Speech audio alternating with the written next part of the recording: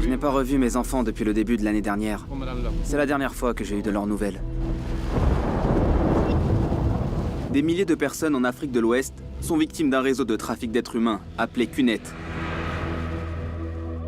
Quand vous croisez mon regard, vous voyez ma souffrance. En Sierra Leone, mon pays, et dans toute la région, de nombreux jeunes rêvent de partir.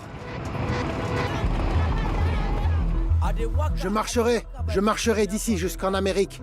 Je ne veux plus souffrir.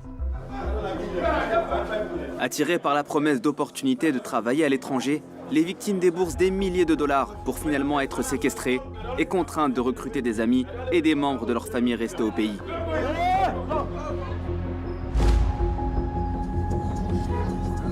On est à Uzum Street, on arrive. On est tout près. Je m'appelle Saïdouba. Et on m'a accordé un accès exclusif à Interpol et à la police de Sierra Leone, dans leur tentative de démanteler ces bandes criminelles. Tenez-le, ne le lâchez pas. J'aide aussi un père à retrouver ses enfants disparus. J'ai tellement peur et je me demande si je reverrai mes enfants.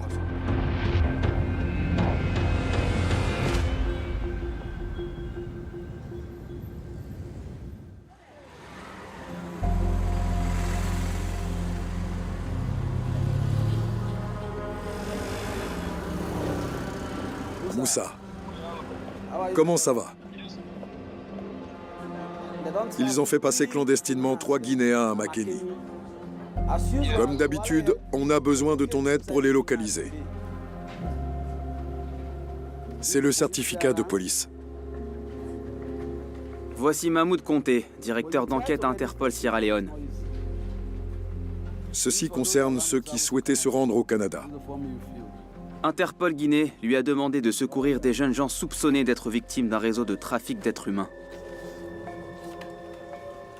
C'est la demande que nous avons reçue d'Interpol à Conakry. Cette affaire est prioritaire pour la police. Ces jeunes sont portés disparus depuis plus d'1 an et leur famille a versé plus de 25 000 $ américains aux passeurs. Pour tenter de les retrouver, Mahmoud travaille avec Moussa, une source. Pouvez-vous me dire combien il y aurait de victimes? Plus de 1200 Guinéens vivent dans cette communauté. Que des Guinéens? Des Guinéens, des Ivoiriens et des Maliens. Moussa surveille discrètement certains lieux à Makeni, une ville du nord de la Sierra Leone. Et il a des informations sur la localisation des passeurs. Vous avez localisé l'endroit? Le garçon qui s'est échappé hier m'a emmené dans une nouvelle base avec de nombreux chefs. Et de nouvelles victimes qui viennent toutes de là. Il y a beaucoup de passages ici. Gardez ces informations pour nous, le temps qu'on organise au plus vite un voyage à Makeni. On va les secourir. Ok, merci beaucoup. Merci pour l'information. Ce n'est qu'un cas parmi d'autres, mais ces arnaques à la main-d'œuvre pullulent en Afrique de l'Ouest. Voici comment marche l'arnaque. Ils attirent des jeunes avec des offres d'emploi en Amérique, au Canada, à Dubaï ou en Europe. Mais ils doivent payer d'importantes sommes d'argent pour y accéder. Une fois le paiement effectué, ils sont envoyés vers un pays voisin en Afrique de l'Ouest. On leur dit qu'avant de pouvoir continuer, ils doivent recruter d'autres personnes. On leur fait croire qu'ils sont déjà en transit et qu'ils vivent leurs rêves. Les passeurs disent être partenaires avec QNET, une organisation mondiale légitime, qu'ils utilisent comme couverture pour leurs activités illégales. Le nom QNET est désormais associé à ce type de trafic. Le CID, le département des enquêtes criminelles, a secouru 110 victimes d'une escroquerie présumée liée à QNET. Prétextant et proposant des opportunités de formation et de voyage, les victimes ont été recrutées dans différentes régions du pays par de faux agents de QNET. Si l'entreprise vous demande de l'argent lors d'une candidature, méfiez-vous. C'est une arnaque. Les arnaques sont légion. Certaines personnes rêvent de partir, il faut être prudent. Nous sommes une entreprise internationale de vente QNET directe est une fondée entreprise en de bien-être et d'un art de 1998. vivre fondée à Hong Kong. QNET propose des produits exceptionnels pour vous aider à adopter un mode de vie plus sain et équilibré. Les gangs criminels utilisent ce nom comme façade pour leurs activités illégales. Nous voulons vous aider à réaliser vos rêves. Mahmoud et son équipe se lancent dans leur mission. Au cours des 12 derniers mois, les forces de l'ordre en Sierra Leone ont mené plus de 20 opérations QNET et ont secouru des centaines de victimes de ce trafic. Pourquoi pensez-vous que Makeni devient une plaque tournante des passeurs? Makeni est presque en plein centre de la Sierra Leone. Et il est très facile pour ces passeurs de franchir nos frontières à ces points de passage illégaux. Certaines personnes sont victimes de trafic à l'intérieur de leur propre pays. Mais le plus souvent, elles sont emmenées à l'étranger, où elles sont encore plus vulnérables à l'exploitation. Comment vous sentez-vous la veille d'un raid? Je n'ai pas bien dormi la nuit dernière, à imaginer ce que ça allait donner.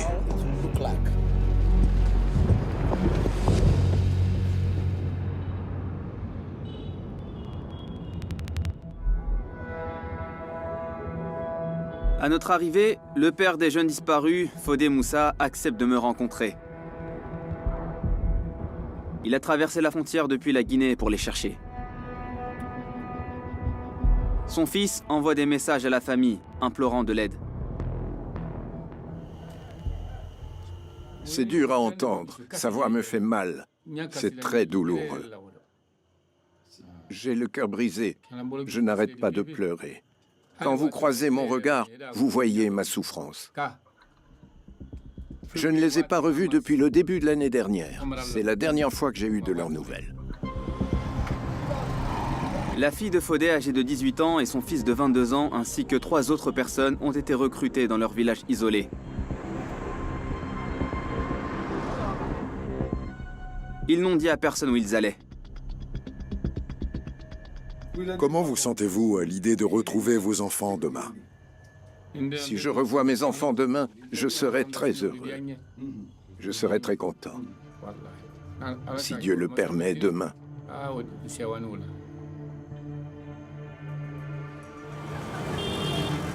Je suis allé à Makeni à plusieurs reprises pour un reportage.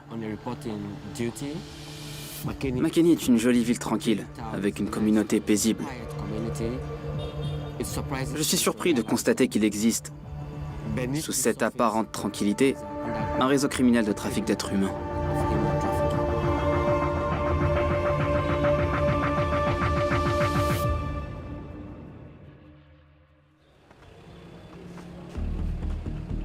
Et si on essayait de déplacer la première équipe? Les encercler, On va encercler l'endroit. c'est une bonne idée. Ce matin, la police perquisitionnera les domiciles et les bureaux des passeurs. Ils sont toujours là. Je crois qu'il n'y aura pas d'échappatoire cette fois-ci. La source policière surveille plusieurs lieux depuis des semaines, où on sait que des jeunes sont retenus captifs.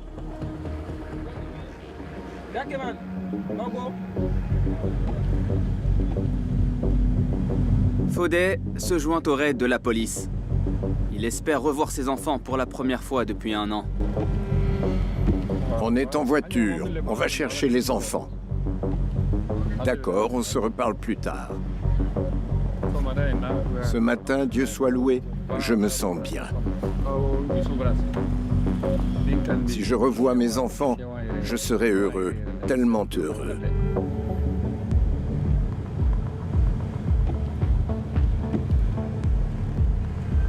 Il est possible que l'information ait fuité. Franchement, je suis inquiet. On est à Woosum Street, on arrive. Ok. On est tout prêt. L'équipe d'éclaireurs est déjà sur place. Ils sont là? Bonjour, messieurs. Restez là. Bougez pas. Ne bougez pas. Restez là. Retenez-le, ne le lâchez pas. Si quelqu'un d'autre arrive, tenez bon. Habillez-vous, madame.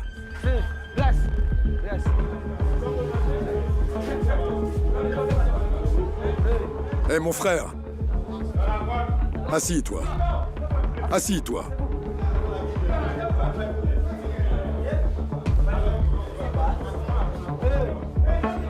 Dans une maison à la périphérie de Makeni, Mahmoud et son équipe découvrent un groupe de jeunes originaires pour la plupart des pays voisins. Le téléphone. Il semble que les passeurs ont fui. Mais j'ai été choqué de découvrir des enfants d'à peine 14 ans séquestrés dans une maison si loin de chez eux.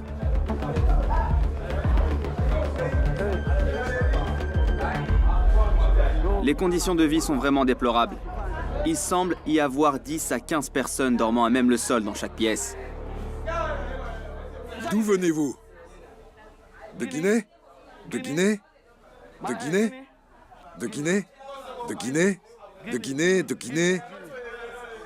La plupart sont guinéens. Il n'y en a qu'un de Sierra Leone parmi eux. Tous les autres sont guinéens. Une jeune femme venait d'arriver avec une grosse somme d'argent. Les passeurs lui avaient dit qu'elle allait travailler à l'étranger. Qui vous a dit de payer? Ma sœur. Où est-elle? Elle est rentrée. Elle a voyagé? Dans quel pays est-elle allée? J'en sais rien. Vous communiquez par téléphone? Oui, monsieur. Vous voulez voyager? Vous voulez aller à Dubaï ou en Malaisie? Au Canada? D'accord, attendez.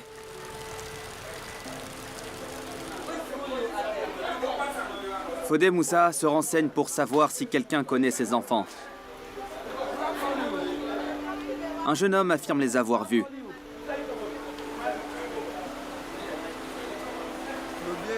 Le vieil homme m'a dit qu'il avait perdu ses enfants.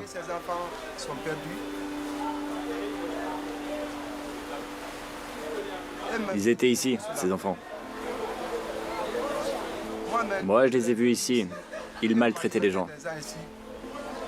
Ces enfants étaient ici il y a une semaine. C'est la première fois que nous avons des nouvelles des enfants de Fodé.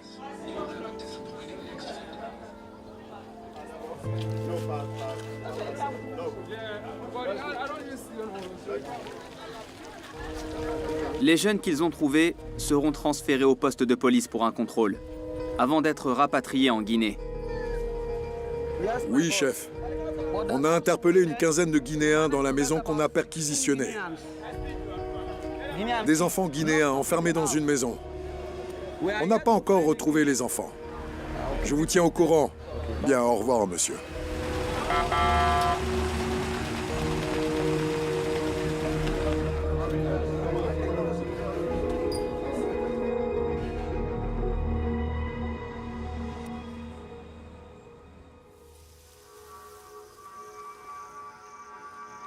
À Makeni, une victime d'un trafic de main-d'œuvre m'a dit qu'elle était prête à me parler. Elle a payé 1 000 $ à des passeurs, espérant se rendre en Amérique. Elle souhaite rester anonyme pour sa sécurité. Une amie m'a fait découvrir QNet. Au début, ils vous recrutent, ils vous nourrissent, ils prennent soin de vous. Mais au bout d'un moment, ils arrêtent. Alors nous, les femmes, avons dû redoubler d'efforts pour survivre. Que voulez-vous dire par redoubler d'efforts? Redoubler d'efforts, comme faire quelque chose de mal. Tu dois te prostituer et coucher avec des hommes pour avoir de l'argent, pour pouvoir subvenir à tes besoins. J'ai fait tout ce qu'ils m'ont dit de faire. Vous avez aussi recruté d'autres personnes? Oui. Combien? 6.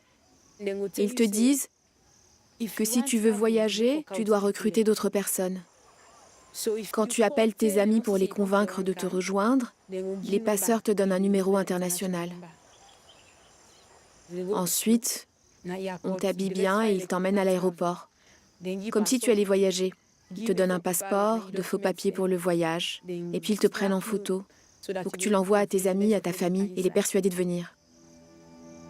Je me sens mal parce qu'ils ont gaspillé leur argent. Ils ont perdu du temps et ont souffert à cause de moi. Qu'avez-vous ressenti en rentrant chez vous à Makeni? J'avais un mauvais pressentiment. J'avais peur de rentrer chez moi. J'avais dit à mes amis que j'étais partie à l'étranger. J'avais dit pareil à ma famille. Je repensais à tout l'argent qu'ils m'avaient donné pour que je puisse partir. Depuis, je prie pour oublier ce qui s'est passé. Après avoir entendu l'histoire de cette jeune femme, je n'ai pas pu m'empêcher de penser aux milliers d'autres qui ont été dupés et maltraités de cette façon. Juste parce qu'elles ont osé rêver d'une vie meilleure.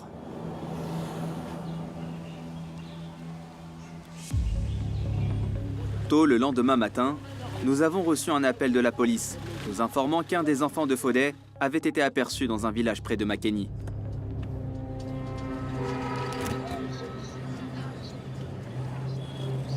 Allez, allez. On y va, ils sont là. Les enfants sont là? Ils en ont arrêté un. Ils se sont tous dispersés. Ils se sont tous enfuis. Des membres de la communauté nous disent avoir vu la fille de Fodé. Ils l'ont emmenée derrière la maison. Ils l'ont prise et se sont enfuis dans un autre quartier. À partir de là, les combats ont commencé. On n'avait pas assez d'hommes pour les vaincre. J'ai entendu dire que le père avait été agressé dans le chaos de ce matin. J'ai eu peur et j'ai couru sans m'arrêter. Mon cœur battait la chamade. Pensez-vous que vos deux enfants étaient dans cette maison? Quand je suis arrivé, je pensais y voir ma fille. J'ai le cœur lourd. J'ai peur et je me demande si je vais revoir mes enfants. Hé! Ils ont dit qu'ils étaient dedans. Oui. 3 jours durant, la police a mené de nombreuses perquisitions pour traquer les passeurs.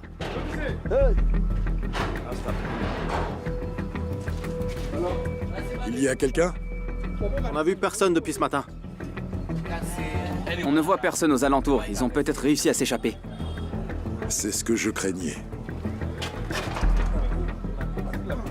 Les passeurs s'étant échappés, Mahmoud craint qu'ils ne soient informés au sein même de la police.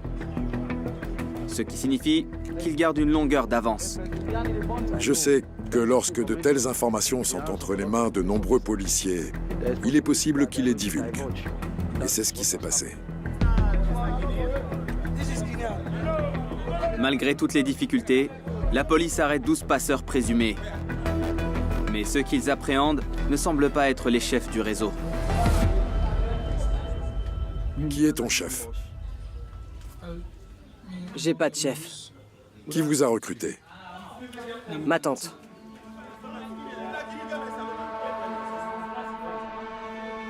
Partout où nous allons, nous voyons des ressortissants étrangers victimes de trafic.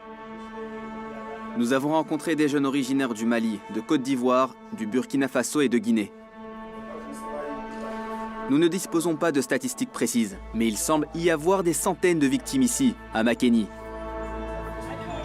C'est une escroquerie où les victimes peuvent rapidement devenir les bourreaux après avoir recruté d'autres personnes. Il peut donc être difficile de les distinguer.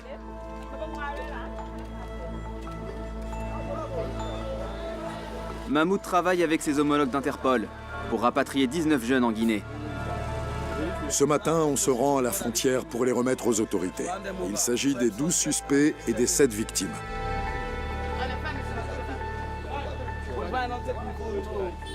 Je me demande au milieu de tout ça, s'ils parviennent à s'attaquer aux causes profondes et à remonter jusqu'aux véritables responsables de ce trafic.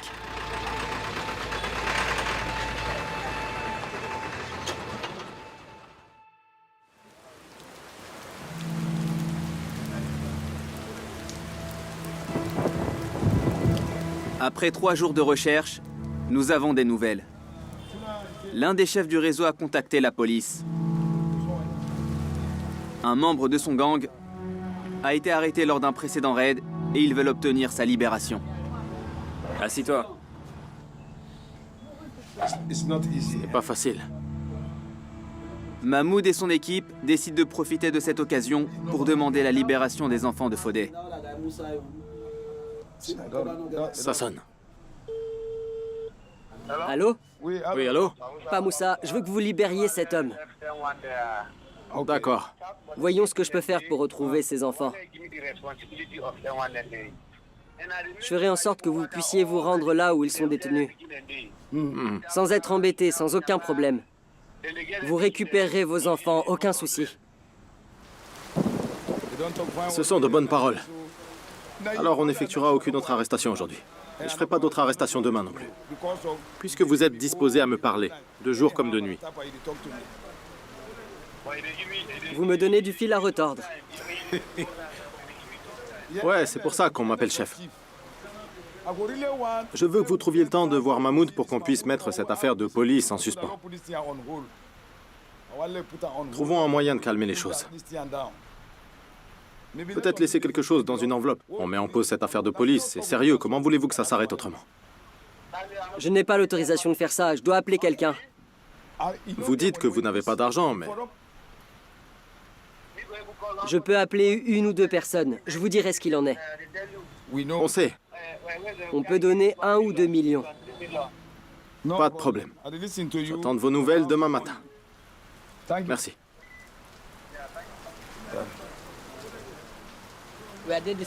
Il parlait d'une somme d'argent pour que vous cessiez de sévir contre les passeurs. Oui, c'est juste une méthode pour les atteindre. Notre objectif n'est pas d'obtenir une rançon. Donc c'est comme un appât. C'est un appât, oui. Laissons-le venir. On va l'accueillir. La police affirme qu'elle n'acceptera pas d'argent des passeurs et que ce n'est qu'une tactique. Mais je suis toujours choqué de voir avec quelle facilité ils peuvent négocier ça par téléphone. Si la police connaît l'identité des chefs et qu'elle a une ligne de communication directe avec eux, on peut se demander pourquoi ils ne les arrêtent pas.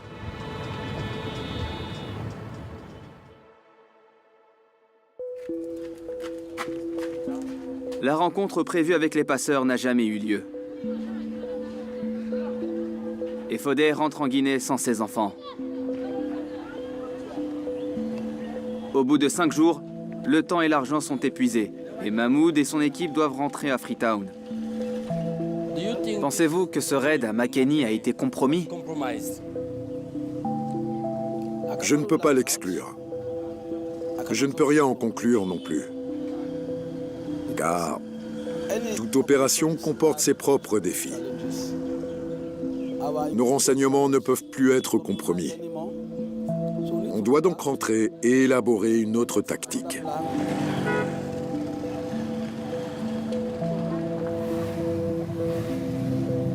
L'ambiance est tendue sur le chemin du retour. Les passeurs continuent d'échapper à la police.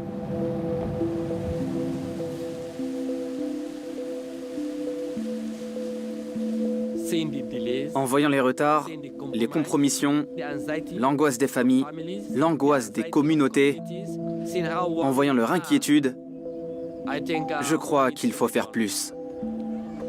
Ce qui m'inquiète vraiment en tant que citoyen de ce pays, c'est de voir comment les gangs criminels prospèrent sous le nez des autorités.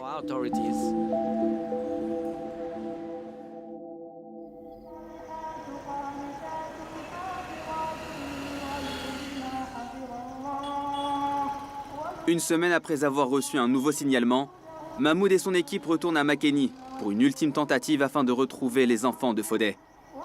On est en route pour secourir les enfants. Silence maintenant. On y va. Je veux y aller tout de suite.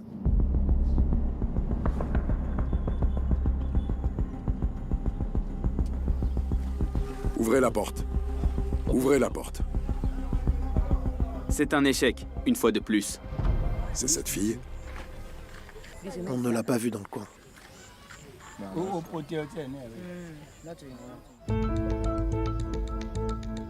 Mais la tactique policière consistant à maintenir la pression sur les passeurs semble porter ses fruits.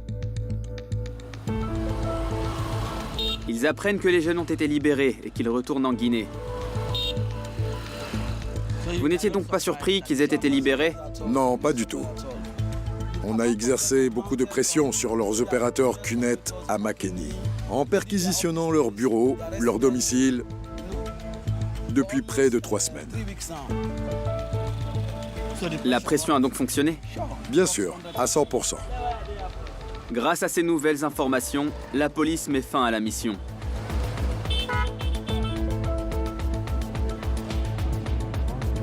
Après des semaines de recherche, j'espérais désespérément qu'on revoie la famille réunie. Mais le plus important, c'est qu'ils soient sains et saufs. Pour l'instant, il nous faut attendre de leurs nouvelles.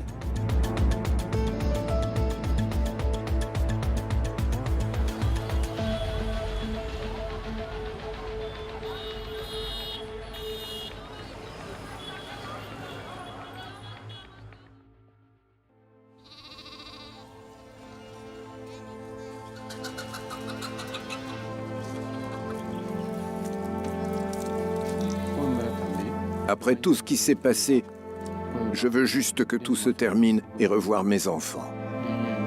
J'aime tous mes enfants, ceux qui sont ici et ceux qui ne le sont plus. Aujourd'hui, ils nous manquent terriblement. On aimerait tellement qu'ils rentrent au village. J'aimerais tellement qu'ils soient là, avec moi. Bien que nous ignorons les raisons exactes pour lesquelles les enfants de Fodé ne sont pas rentrés chez eux, nous savons que les jeunes victimes de ce trafic ont souvent peur de revenir, en raison de la honte et de la stigmatisation liée à l'escroquerie. Cette histoire n'est que la partie émergée de l'iceberg. Je suis profondément préoccupé par le fait que certaines régions de mon pays servent de plaque tournante à ces activités criminelles.